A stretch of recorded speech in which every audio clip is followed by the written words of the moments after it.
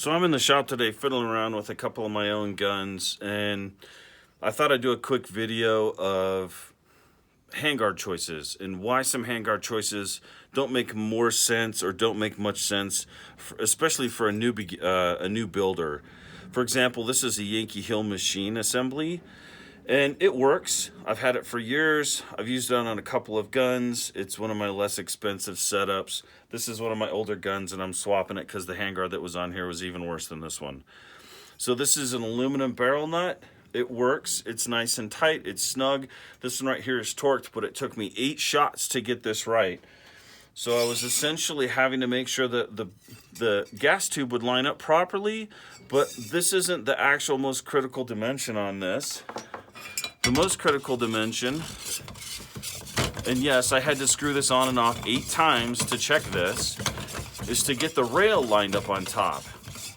Getting the rail lined up on top doesn't have to be perfect, especially if you're using a long distance optic like I am on this one, but this is what I do for a living, and so it's just not acceptable to look like crap.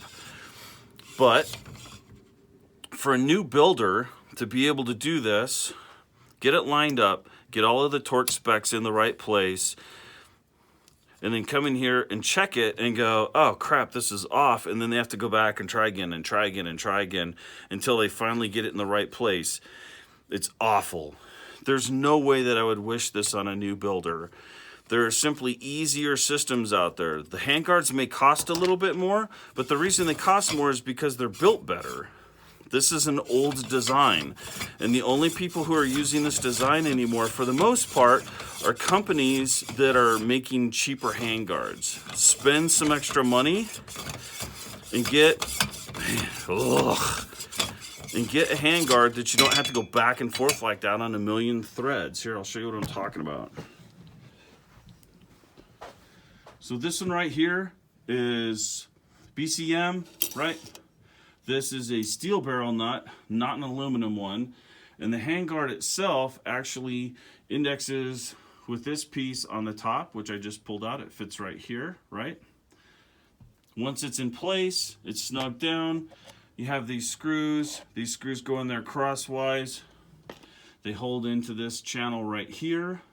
You torque them down, put a little bit of blue Loctite on there. Done. You don't have to worry about all of that fiddling around. If you're trying to get this rail lined up perfectly, well, it's easy. You take a little rubber mallet like this and you tap it over until it's in the right spot, and then you torque the screws down. You're done.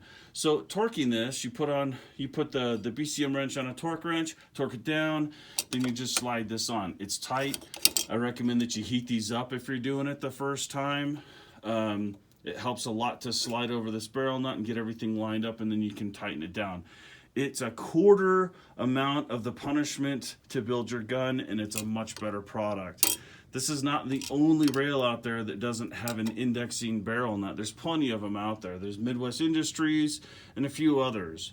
And they all are going to be way easier and give you a better product at the end. Don't skimp on that money. I have seen this one piece right here cause very, very good guns to not group at long distance. So if your barrel nut's crappy, your handguard's crappy, it's twice as hard to build, and it's going to affect your accuracy.